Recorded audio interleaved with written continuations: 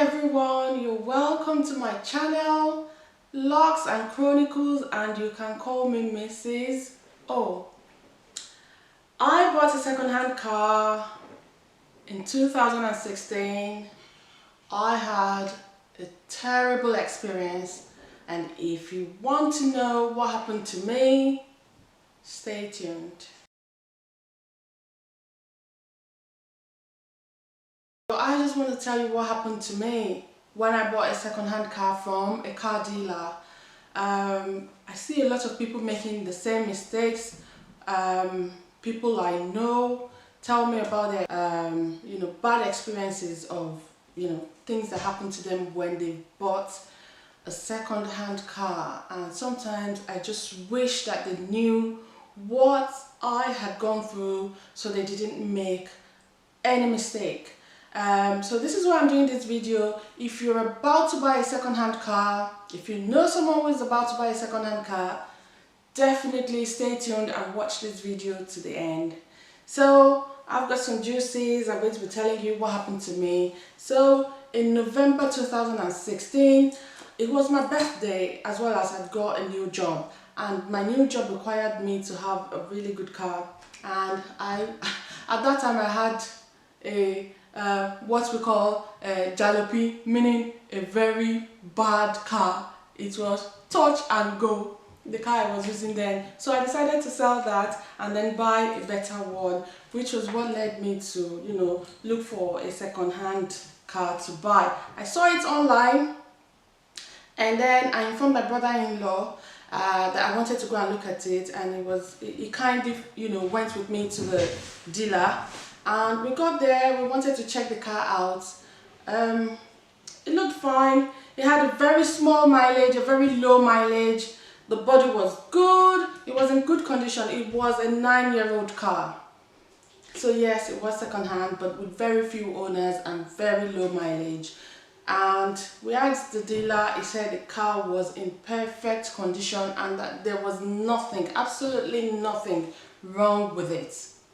So I liked it and I decided to pick it up, but he said he needed to clean the car and put it in a top condition for me to be able to drive it, which is normal with things like this. So he asked me to come back in a day or two to pick the car. He phoned me when the car was ready. I went to his garage. I paid for the car, and listen, this was how I paid. I paid about 1/4 of the money of the total cost with cash, and I paid the remaining with my credit card. This is very important. I didn't pay all with my credit card, neither did I pay all with cash. At this point, I didn't know anything about why it was necessary for me to pay with credit card. That was just what I had available to me at that time, and this was my saving grace. So when I actually paid for the car, I was so happy. I got into the car and I started driving it, but the car stalled. It actually was stalling. So I got out of it, and the dealer, who was really nice at this point, told me it was very low on fuel and I had to go through the expense of buying fuel. We actually joked about it because I was saying, why wouldn't you put enough fuel in this car for me to at least drive it home? And I said, if you can buy a car of this cost, then you can definitely fill it with fuel. Anyway, there was a filling station just by the dealers, so I went in there, I filled it with petrol, and I moved the car. So, and it was fine. It got home in, it was fine. I drove it home. Just to let you know, I bought the car from another town away from where I lived, and the car came with 3 months warranty. And this was what gave me the confidence, as well as the dealer telling me that there was nothing wrong with the car. This was what gave me the confidence to pick the car up. So in about 2 days, when I was going to work in the morning, the car did not start. So I was confused, I was baffled. This was meant to be a new car to me, but it gave me problems and it just didn't start. So I phoned the dealer up and I explained to him what was happening.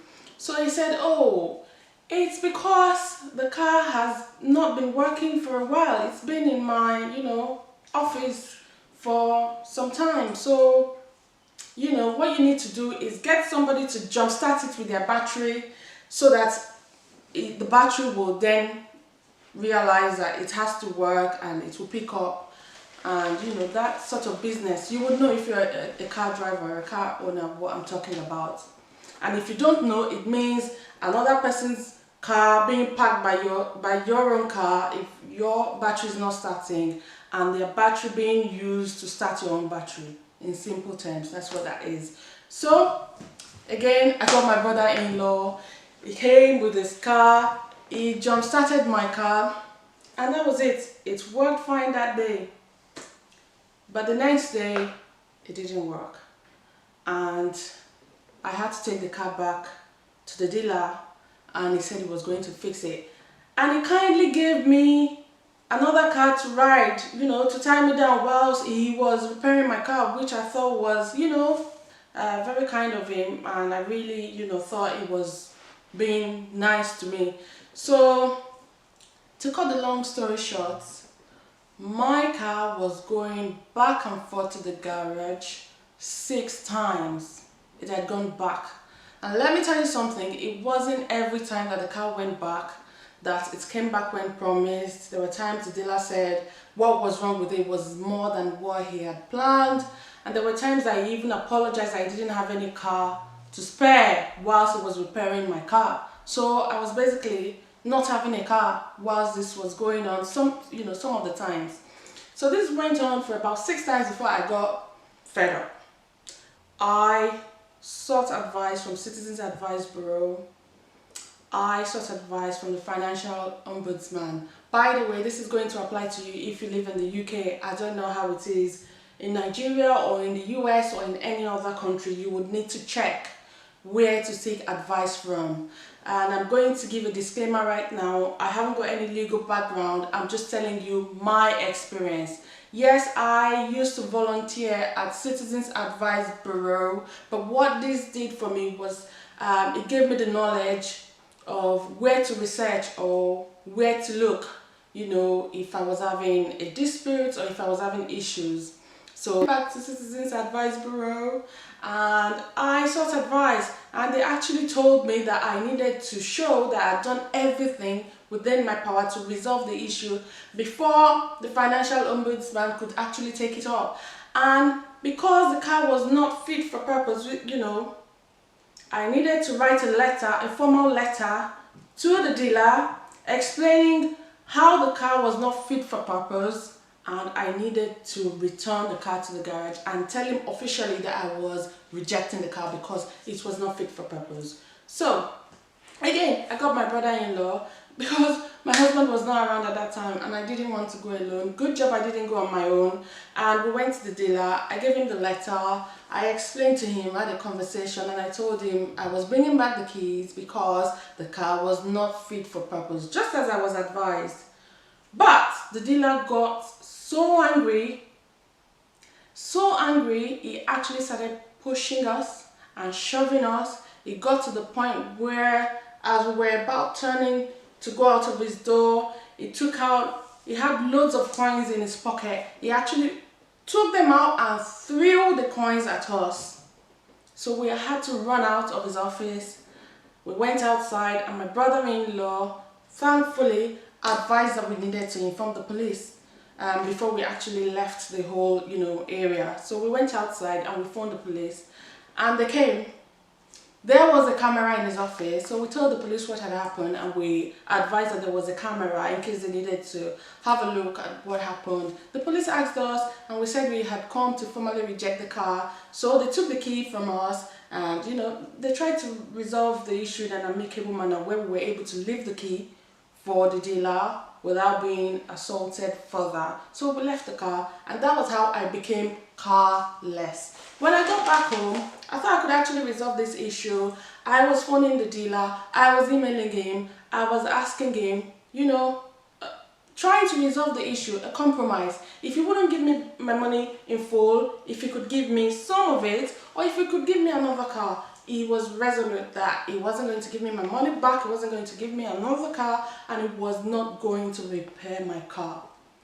At this point, I had had the car for about, off and on, for about 2 months, but I had only driven the car in total for about just less than 2 weeks.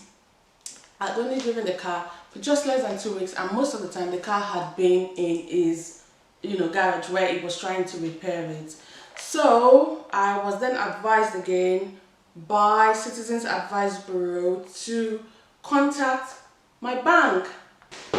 So they told me, when I sought advice, I was told that because I had paid some of the money, the total cost of the car, I had paid some with my credit card, I was covered by Section 75 of the Consumer Credit Act. So you can read up on this. I'm not going to go into too much details, but this was what I was protected by. So if you're buying a car and you pay with cash in full, you will not be covered by this. I don't know what you're covered by. You will need to check it out. If you're paying with your debit card, then again, it's not this section. You have some form of protection, but not to the extent of the credit card. So it's actually good for you, if you're buying a car or anything major, to pay with your credit card. So I went to the bank. They asked me for loads of evidence, the invoice. They asked me for things that I couldn't even provide. They asked me for proof that the car was not in a good condition. I said the car was no longer with me, it was with the dealer. It was a terrible situation for me. I kept calling, I kept emailing, up to the point where this actually went on for 5 months. Yes, 5 good months I was without a car, and there was no hope for me getting my money back. It was like each time I tried, I was meeting a brick wall. So at this point, I got very frustrated with the whole thing, and I actually made a complaint against my bank. I made a formal complaint against them, saying that it gone on for too long, because I contacted them in January and this was March, and it was getting out of order. So when I made the complaint, they actually took me seriously, and they advised me that I needed to get a third party, that is another mechanic, to check the car out and give a report of the faults that the car had. Now this for me was a dilemma, because I didn't know what to do. I didn't want to go back to the dealer because I'd been assaulted. I didn't want to lose my money. I didn't want him to assault me again if I went back there.